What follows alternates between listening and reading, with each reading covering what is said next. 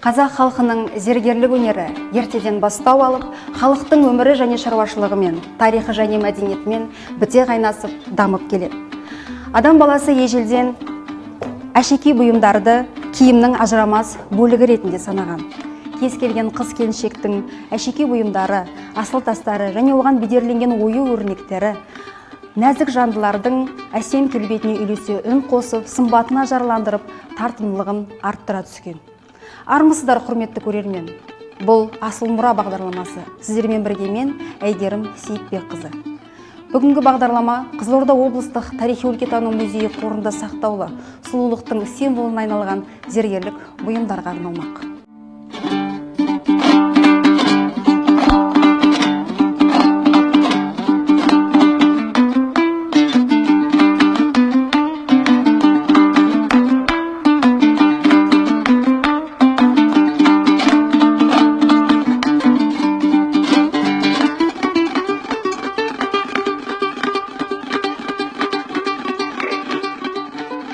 Дәстүрлі зергерлік өнер қазақ дүниетанымының және материалдық мәдениетінің басты бөлігі. Көптеген ғасырлар бойы дамып келген зергерлік өнер көшпенділік өркениеттің тәжірибесін және бай материалдық мәдени мұраларын бойына жинақтап келді. Көршілес елдердің мәдениеті және өнерімен араласып отырса да, Сыр өңірінің зергерлік өнері өзіндік болмысын жоғалтпай, ұлттық жарқын келбетімен ерекшеленіп тұрады. Бағзы замандарда алтынды күнге, ал күмісті айға балаған екен. Алтын мен күмістің бағасы да әр заманда әр түрлі болып өзгеріп отырған. 16-19 ғасырларда көптеген елдерде айналымдағы күміс ақшаның басым болғаны белгілі болып отыр.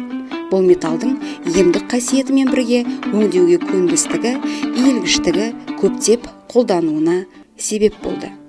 Осыған байланысты ол қазақ зергерлерінің бұйым жасау барысында кеңінен қолданылды. Қазақтардың түсінігі бойынша бұл металл табиғи сұлулығымен қоса қорғаушылық қасиеттерімен де ерекшеленеді. Өткен мен бүгіннің арасында тарихи-мәдени көпір болып табылатын Қызылорда облыстық тарихи-өлкетану музейі қорында 800-ден аса зергерлік бұйымдар коллекциясы сақтаулы. Қызылорда облыстық музейінің этнография залында орналасқан зергерлік бұйымдар талай замандардың тірі куәгерлеріне айналып отыр.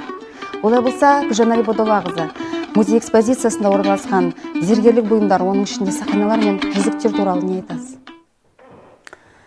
Музей қорындағы әшекей бұйымдардың бірегейі сақина мен жүзіктің 170-тен астам түрі сақтаулы. Атап айтар болсақ, балдақ, құдағи жүзік, құс тұмсық жүзік, күмбезді жүзік, көзді жүзік және де сол сияқты әр аймақтың өзінің Сыр өңірінің аймағына байланысты ерекшеліктерге бөлінеді. Солардың бірі 1990 жылы музей қорына тіркелген құстұмсық сақинасы. Бұл құстұмсық сақинасын қыз балалар тағатын болған. Оның бір символдық мәні құстай ерікті, өз еркі өзінде және де қыздың басы бос деген мағынаны білдірген. Қыз баласы тұрмысқа шыққанда, ұзатылғанда, яғни осы құстұмсықты киімімен бірге ұзатқан. Себебі тұрмысқа шыққан қыз баланың артынан төркіндері келгенде, сол төркіндермен бірге құстұмсықты қайтарса, демек қыздың жағдайы жақсы деген мағынасы бар. Сол әулетке сіңді, судай сіңіп, тастай батқандығын білдіреді. Ал егерде төркіндері барған кезде қыз жаңағы құстұмсық сақинаны қайтармаса, ол қыздың жаңағы сіңісе алмай жүрген сол әулетке, сіз айтпақшы, тастай батып, судай сіңе алмай өзі солай сезініп жүргендігін. Барған әулетіне құстұмсық жүзіктің шешілмеуі үлкен сын болған ғой. Үлкен сын болған. Ал егер сақина қайтарылса, сол кезде құдағи қуанған екен. Құдағиыма рахмет, менің қызымды өз қызындай қабылдап, өз қызындай еркін ұстайғандығының белгісі деп қабылдаған екен. Қайтарым ретінде тіптен құдағи жүзікте жасап беретін болған. Сыйға тартатын болған, құдағи жүзік. Енді қайындай металдардан көп жағдайда жасалынған? Күміс сақиналар негізінен технологиясы бойынша бар күмістен жасалынады. Құстұмсық жүзікті мысалға тұтастай күмістен майда сымдар арқылы безендіріп, әшекейлеп, әсемдеп жасалатын болған. Енді сыр өңірінде қандай әсіресе тастар пайдаланылған? Сыр өңірінде негізі ақық тастарды көп пайдаланған. Қызыл түсті сердолик, орысшасы сердолик, қазақшасы ақық таспен безендірілген. Енді жүзік пен сақинаның ерекшелігіне тоқталсақ?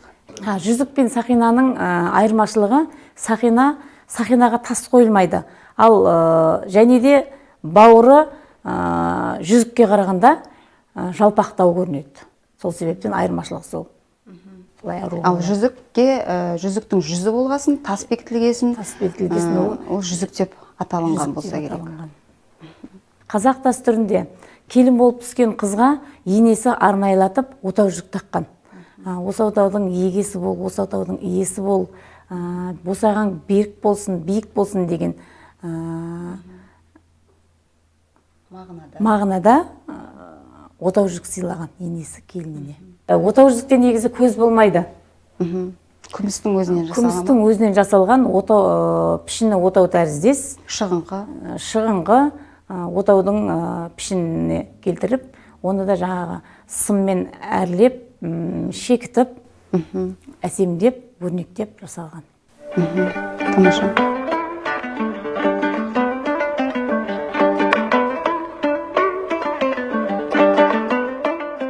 Қазақ зергерлерінің ең көп жасайтын әшекейлерінің бірі жүзік.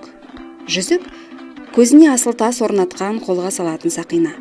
Оның үстіңгі бетіне әртүрлі асыл тастардан, түсті шынылардан көз орнатылады. Жүзік сөзі жүз сөзіне шыққан. Жүз адамның бет әлпеті, өңі деген мағынаны береді. Жүз түбіріне қосымшаның жалғануы арқылы саусаққа тағатын әшекей атауы, яғни жүзік сөзі пайда болды. Сәнді әшекейге асыл тастан көз орнатылғандықтан көзді, яғни жүзді болып келуіне байланысты жүзік сөзі туса керек. Орнатылған көз сол бір бұйымға өң, әлпет, түр беріп тұрғандай әсер қалдырғанға ұқсайды. Аңыздар мен қиял ғажайып ертегілерде жүзікке орналастырылған көзден кісі жүздерін көріп, ақпарат алмасып отыра алатын таң ғажайып мүмкіндік болған. Халық санасында дәл осындай қиял элементі бекер жүрмесе керек. Уақыт өткен сайын өз құнын жоғалтпайтын дүние бар болса, ол зергердің жасаған бұйымы. Бүгінгі бұйым ертеңгі жәдігер, ал жәдігер болса, ол тұнып тұрған тарих. Асыл мұра хабарының бүгінгі қонағы Суретшілер одағының және Шеберлер одағының мүшесі, Сыр елінің тумасы, ұлттық құндылықтарды насихаттап жүрген, ұлттық мұраны нақышына жеткізіп, халыққа көрсетіп жүрген қолөнер шебері, ұста, зергер Бекзат Жақыпов. Қош келдіңіз аға. Саламат. Аға, енді қиын да болса, абзал да абыройлы міндетті жүктеп отырған осы зергерлік өнерге қалай келдіңіз? Енді бұл өнерге айталық көз ашқалы келген шығармын деп айтам. Өйткені әкем мен тумай жатып, мені үлкен атасына атап қойған. Ол үлкен бір ұста болған сондай кісі. Сөйтіп туғаннан кейін мені атымен айтпай, мына ұста бала, үлкен атаның баласы. Бірдеме жасасам, сенің атаң сөйтіп жасаған, ұста деп сөйтіп алады. Сол кіртайымнан сөйтіп бір мотивация берген жоқ келтірген. Кейін өзім сөйтіп қызыға бердім. Кейін шегеден, білмеймін ғой енді. Енді қамда бар нәрсеме шегеден сақина жасайтын болдым. Оны балғамен таптап, ол неден екенін білмей, бірақ өзім сөйтіп бір ойын сияқты көріп, бірақ сөйтіп жасайтын. Ол кезде пайка ештеңе жоқ. Астың қосылатын жерді майыстырып қосып қоям. Кейін сондай шеберлікке бір не жақындығым күшейе берді. Артынша мені сурет мектебіне берді. Ол жақта 3-4 жыл оқыдым. Кейін бір мақсатым суретші болу болды. Сөйтіп Алматыға сурет училищесіне түстім. Ол жақта да түсер алдында таңдау берді. Мен суретші боламын деп бардым. сөйтсем аяқта суретші ағаш ұстасы, қыш ұстасы деп әрқайтып бөліне береді екен. Ең соңында суретші зергер деген мамандық тұр екен. Мен қуанып кеттім. Мынау нағыз өзімдікі ғой деп. Сөйтіп соған түстім. Оны 4 жылда бітірдік. Бітіргеннен кейін осы жаққа келдім қайттан. 93 жылдан бері осы кәсіппен айналысып жатырмын. Оған дейін арасында мұғалімдік жұмыстарым болды. Бірақ нақты осы зергерлікпен 93 жылдары бір көрмелерден басталды. Зергерлік өнердің сыр еліндегі ерекшелігі қандай? Біздің жаңағы осы сыр өңіріндегі зергерлік жұмыс бұйымдардың айырмашылықтары өте көп, үлкен. Оны мысалы әр облыстық әртүрлі ғой. Біздікі ескі әдіспен келатқан мына қазіргі таңда мысалы мына білезікте түртпе деген әдіс тұр. Түртпе деген әдіс тұр. Ол құралдың түртіп жүруі. Орыстарда гравировка дейді. Олар бір ізбен жүреді. Мына түртпе деген әдіс енді осы басқа облыстарға қарағанда біздің өңірде өте көп. Ана ескі жұмыстарда қарағанда, антикварлық жұмыстарда.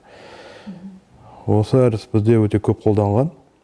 Қазір ол барлық облыстарда қолданады. Негізі мен зерттеуім бойынша осы біздің өңірден шыққан деп ойлаймын. Сосын өрнектерде. Біздің өрнектер өте айталық майда болмайды. Ана солтүстік, батыс жақтарда мысалы кейбір элементтер дейміз. Олар майдалау болып келеді. Біздікі анық, үлкендеу, анық көрінеді. Ондай майда жұмыстар жоқ та. Мән мағынасына келгенде бізде басқашалау өрнектеріміз. Біз мысалы шеберлер арасында осы өрнек арқылы қай жақта екенін біліп отырамыз. Енді қазіргі таңда қай шебер екеніне дейін біліп отырамыз. Кейіннен жас мамандарға қарағанда ескі шеберлер екен. Осы әдіс осыдан 3-4 жыл бұрын Араб Эмираттарында болдым. Ояққа бадadi жіберді, Қазақстан таныту үшін. Сол жерде Египеттің, сосын Ауғанның шеберлерімен танысқан кезде дәл осы әдіспен оларда жұмыс істейді екен. Айырмашылығы құралда, бізде үлкен кіттай болса, олар кіттай болады. Сосын соғу әдістерінде. Бірақ бәрін осы әдіс жүреді екен. Мен ойлаймын, бұл ең шеберлердің арасында ең алғашқы әдістің бірі шығып атқан. Өйткені ол дүниежүзілік неде бар өйткені мұнда. Араб Эмираттарына біз барған жоқпыз ғой. Мүмкін жібек жолмен барған шығар. Сондай нелер. Олар таң қалды. Мен оны көрсеткен кезде олар таң қалып, қалай сен деді бару. Енді осы Өзбекстанда да бар, Қырғызстанда да бар, жан-жақта. Қыз келіншектердің көп тапсырыс беретін зергерлік бұйымдарының түрлері қандай? Көбінесе бүйтіп біртіндеп бір сақина деп не алмайды, бір сақина я бір сырға қалып не алмайды. Олар қазір енді байқауымша 6-7 жылдың ішінде қайттан байырғы жұмыстарға көңіл бөліп отыр да. Ескі бұйымдар сияқталып. Сол әдістің көшірмелерін, маған көбінесе сол көшірмесін сұрайды. Ол енді айтақ полный комплект дейді. Сырғасы, алқасы, бес білезік дейді. Солардың бәрін білмеймін, соңғы 6 жылда дейік, сол 6 жылда сұраныс күшейіп кетті. Байырғыда мысалы мен бір сақина, бір білезік жасайтын болсам, сұрау бойынша үлкен кісілерге, жастар осы бес білезікке сұраныс өте көп. Тағы қалып, сол бес білезік сондай бір. Жай енді бағасы өте жоғары болғасын, өйткені оған күмістің өте көп кетеді. Баға жоғары болғасын, бәрі қалтасы көтере алмайды. Үстел үстінде зергерлік бұйымдардан басқа, әшекей бұйымдардан басқа, біз темірден соғылған және керамикадан жасалған бұйымдарды да көріп отырмыз. Бұл өнердің бұл түріне қалай келдіңіз? Ұста деген атау негізінде байырғыда жай зергердің өзі ұста бір айырмашылықтар болды. Ұста деген ол жан жақты болатын тұғын. Ұста ағаштан да істейді, темірде де соғады, жан жақты дейді. Мен енді шежіре бойынша мен 4-ші атамын осы кәсіпті ұстап кетқан. Ол ата кәсіп деп келеді. Арғы атамда осындай ұсталық шебер болған. Әкеме дейін бәрі сондай шебер болған.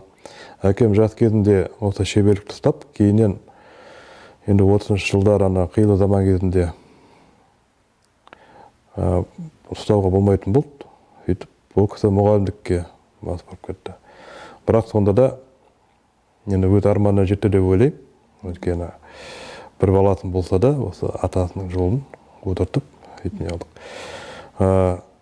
Үлкен атам темір соққан. Ол кезде орақ, соқа, қылыш деген батырлардың киімдерін сондай соққан. Одан кейінгі балдары сонымен бірге қар үйде істеген. Бір баласы қар үй ағаш ұстасы болса, бір баласы зергерлік өнер. Бара-бара кейін енді ауылып кетті ғой. Бірақ сол ауыз екі маған енді әкемнің бір ықпалы тиді. Бүкіл тарихты сол кісі айтып, жасау технологиясына дейін айтып, ата осылай жасайтын, осылай жасайтын. Кейін оқуды бітіргеннен кейін сол ескі технологияны ауыз екі келгеннен оқығанмен салыстырып, кейін өзімше бір әдістерді шығардым, жасау әдістерін. Соның себебі жаңа несі ықпалы тиген болар. Біріншіден темір соғу, қара темір соғу. Мына пышақ соғу әр ұстаның алғаш жұмыстары, соның шеберлік осыдан білінеді. Мына бір темір осы тұрған кезде қазір 3 темірдің қоспасы, болат темірдің, 3 болат темірдің қоспасы. Бұны мен қамыр сияқты илеп барып істелінген. Баяғыда болат темір, алмас темір деп, қылыш деп бүйтіп айтылады, темірден атауы. Қазіргі таңда бұлар дамаск деп айтылады. Дамаск темірлер, немесе болатный сталь деп айтылады. Мына сол алғаш жұмыстардың біреуі. Арқардың мүйізі, мына жерде күміс тұр. Сонда мүйіздерден қосып жасалған. Мына Монголияның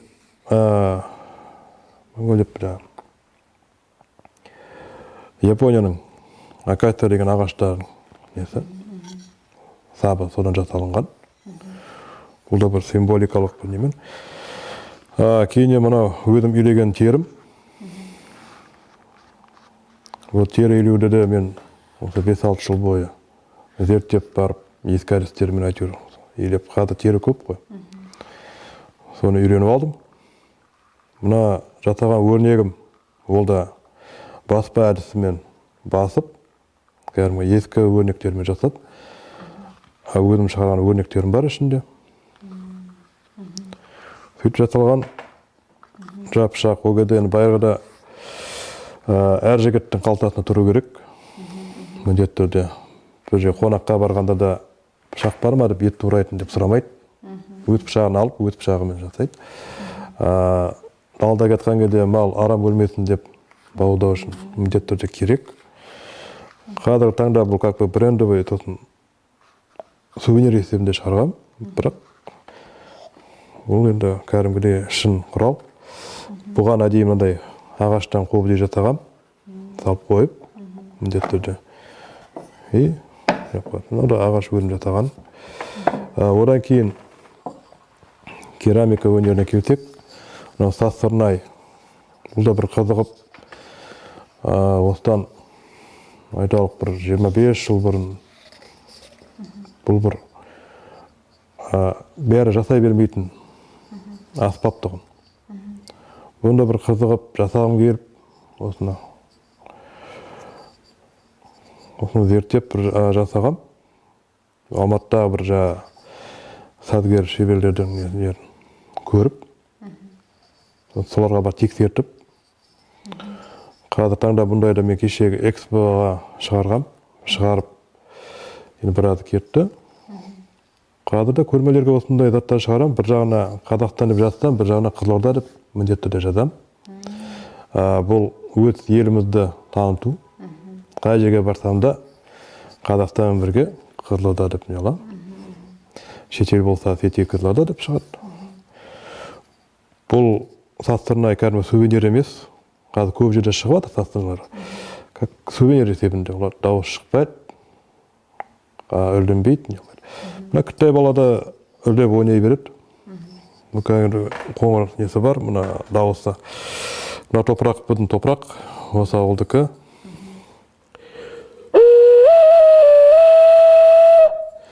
Осындай бір дауыс шығады. Одан кейін мына шаңқобыз дейді. Бәрігі жаңағы бақсылардың құралдары. Және де далада қой бағып жүрген кезде де бір енді іштері піспау керек па, әйтеуір уақыт өткізу керек. Осындай құрал жасалған. Олар енді ағаштан да, қамыстан да жасалған кезінде. Бірақ мынау біздің өңірдегі, Сыр еліндегі көбінесе осындай болып келеді. Бұнда мен 5-6 жыл зерттеп барып шыққан. Әр шаңқобыз дұрыс шығу үшін кемінде білмеймін, енді 5-6 шаңқобыз. Мысалы 5-6 шаңқобыздан немесе 10 шаңқобыздан біреу ғана жақсы шығады. Сосын барып соны алып, аналарды бұзып қайттан жасайды. Бұда темір, барлығы да алғашқыларда темірден, күмістен жасалған. Сырты. Мен бұл кәдімгідей болат темірден соғып барып жасадым. Қазір біреуінің дауысын көрсетіп берейін. Әрқайсының дауысы әртүрлі. Жаңа нотасы дейді ғой.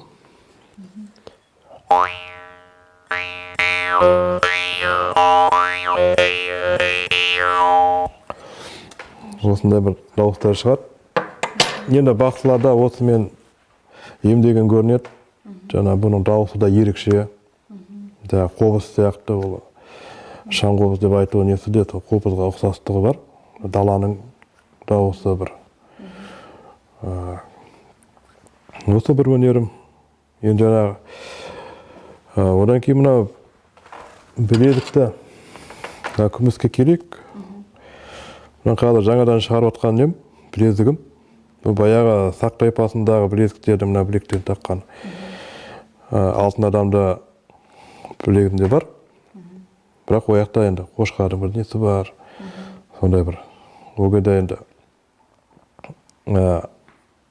стильдері бөлек болатын тұғын. Өрнек емес, олар аңмен. Енді өгеде дін ондай емес, қазір одан кейін не бітті. Аңдық стиль бар ғой. Мына соған шамал ұқсастып істеген білезігім. Мына қазіргі замандағы әдіс, кейінгі 18-ші ғасырдағы беттер. Кейін мына жерде бұрама қылып, бұрап, соғып, қәдімгі қолмен.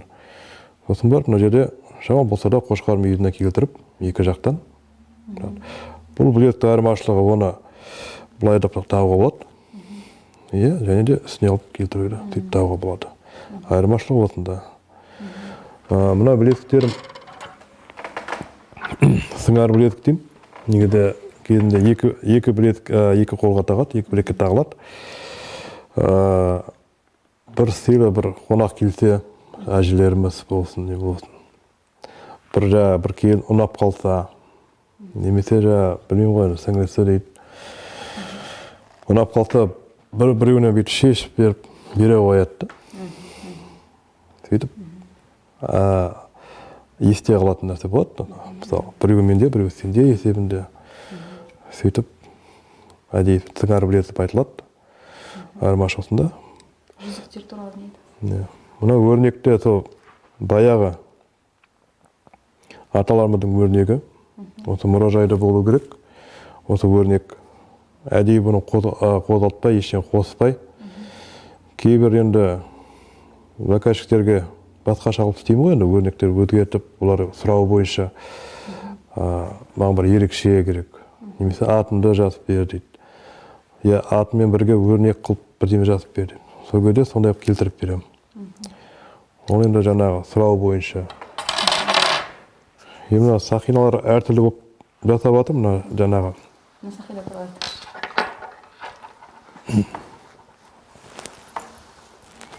Мына сақинаның да бір тарихтары өте көп. Бұл әдейі мына ескі сақиналардың несін копиясын жасадым. Енді әртүрлі деректер ғой бұлар. Осы мұражайда тұр. Өзі айтқандай отау жүзік деп не бастыр. Бұнда басқа атаулары көп. Оны мен қадымна сақина жайлы, өрнек жайлы жаңа зерттеу жұмыстарым жүріп жатыр, өзімше бір жасап. Кейін енді сәт түссе кітап шығарам. Өрнектер жайлы, сақинаның тарихтары бойынша. Ішкі жағында сылдырмақтары тұрады. Менің бұйымдарым ішінде осындай бір ерекшелігім, ішіне осындай сылдырмақтарды қоям. Ол байырғыда жын шайтанды қуат дейді.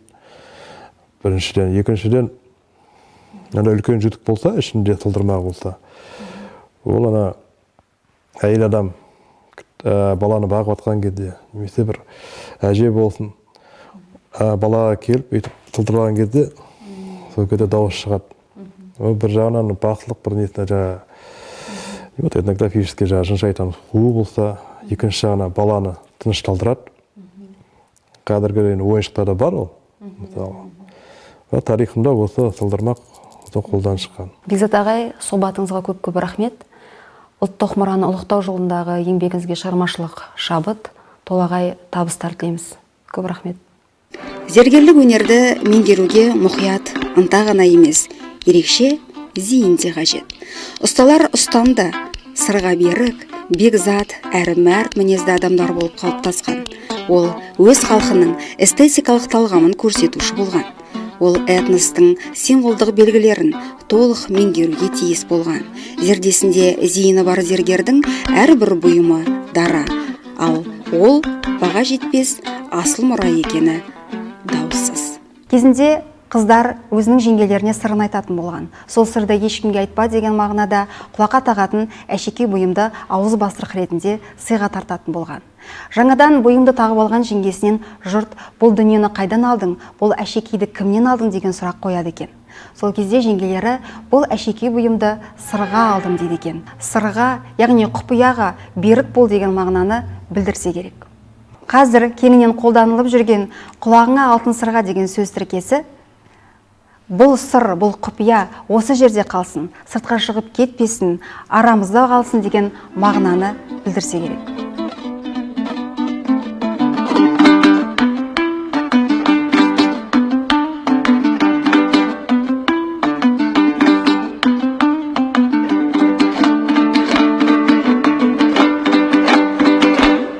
Қыз келіншектердің көп пайдаланатын әшекей бұйымдарының бірі де бірегейі білезіктер. Музей қорында білезіктер коллекциясы сақтаулы. Гүлсара Қыдырқызы, музей қорындағы білезіктердің тарихы және оның магиялық миссиясы туралы не айтасыз? Қызылорда облыстық тарихи өлкетану музейі қорында білезіктер саны 300-ге жуық. Білезіктер түр тұлғасымен жасалған материалына байланысты алтын білезік, күміс білезік, сом білезік, сағат білезік, құйма білезік, бұрама білезік, топсалы білезік, қос білезік, жұмыр білезік, бес білезік деп аталады. Білезік сөзінің шығу төркіні білек пен жүзік сөз тіркестерінен құралған немесе оны білекке салынған жүзік деуге де болады. Білезік қазақ әйелдеріне арналған ең көп тараған әшекейлердің бірі болып табылады. Өйткені оны қыз келіншектер де, орта жастағы әйелдер де, қарт әжелер де білегіне салады. Білезікті күмістен де таза алтыннан да жасайды. Бір қызығы, тек күмістен соғылған білезіктің өзі қазақ елінің әр өңірінде әр қилы екен. Осы өзгешеліктер білезіктің жасалу, әшекейлену тәсілінен де, көлемі мен мүсінінен де айқын аңғарылып тұрады.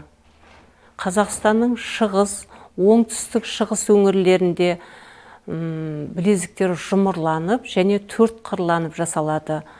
солтүстік орталық Қазақстанда білезіктер күмістен жұқартылып жасалады. Оңтүстікте құйма, сом білезіктер. Батыс пен оңтүстік шығыста өте көлемді, сырты алтынмен буланған көзді білезіктер кең тараған. Білезіктердің магиялық миссиясы деп айтатын болсақ, білезік буын ауруларының алдын алады, қолдың тазалығын күшейтеді, жын перілерді қуады деген ұғым халық арасында кеңінен тараған.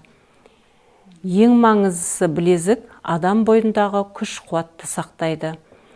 Қазақта бәле-жала әйелдің құлағы, шашы арқылы кірсе, күш қуаты біртіндеп алақан арқылы сыртқа шығады деген сенім қалыптасқан. Сондықтан әжелер күш қуатынан айырылудан қорқып, білезігін қолынан тастамайтын болған. Білезіктегі өрнектің мәнімен қоса халық ұғымында қалыптасқандай қорғаныш қасиетке ие сиқырлық күші бар деп те саналады. Сондықтан өзге де тұмарлармен бірге баланың білегіне ақ, қара, қызыл, көк түсті көзмоншақтар тізбегін тағу дәстүрі осы уақытқа дейін сақталып келген екен.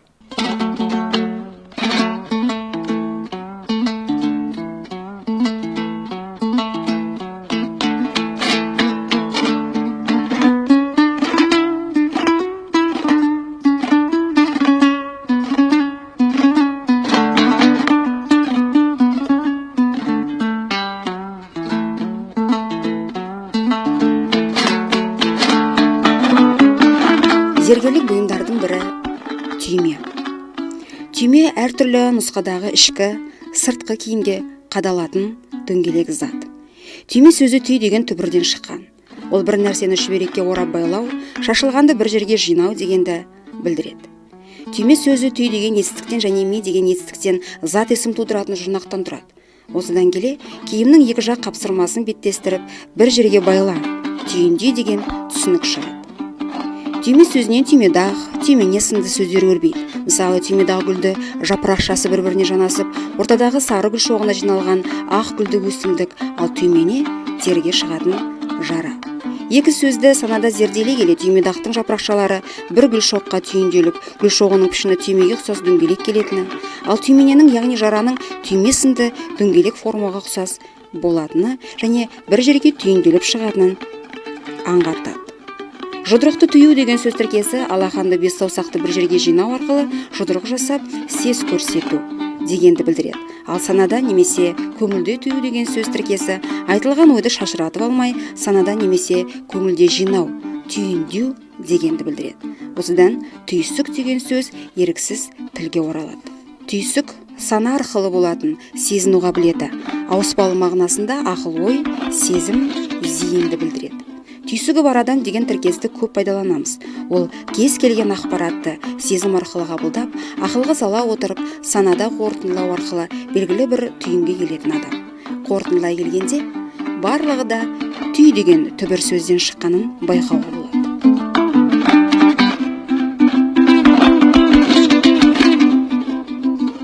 Шолпы қазақ қыздарының шашына тағылатын әшекей бұйым. Шолпының сылдырының өзінен үйде отырған жігіттер сыртта жүрген қыздың мінез құлығын танитын болған. Сыңғырлаған әдемі үн шықса, қыздың биязы қыз екенін аңғартқан. Ал олпы-солпы дыбыс шығатын болса, қыздың мәдениетінің төмен екенін білдірген. Шолпы шашпаудың бір бөлігі. Шолпы теңгеліктердің шығыршықтарға бекітілуі арқылы жасалады. Шолпының тағы бір әдемі қызметі қыздың сымбатының түзу болуына әсер етеді. Яғни мойын омыртқасының түзу болуына, шашының тез өсуіне бірден бір көмегін, септігін тигізеді. Шолпының сылдырының өзінен ер азаматтар қыздардың мінез құлығын танитын болған деп айтып кеттік. Яғни қазақта әдемі сөз бар: көріп алсаң көріктіні ал, көрмей алсаң тектіні ал деп. Қыздардың тектілігін жүріс тұрысынан, шолпысының сылдырынан ақ ер азаматтар танитын болған.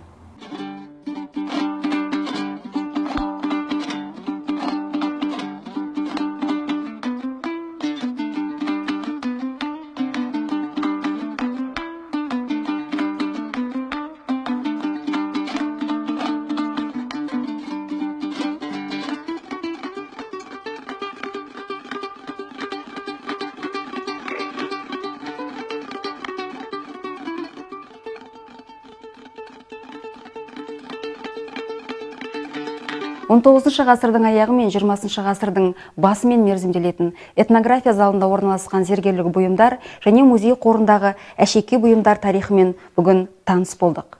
Тарих тереңіне бірге бойлап, таным көкжиегін бірге кеңейтейік. Келесі кездескенше аман сау болайық.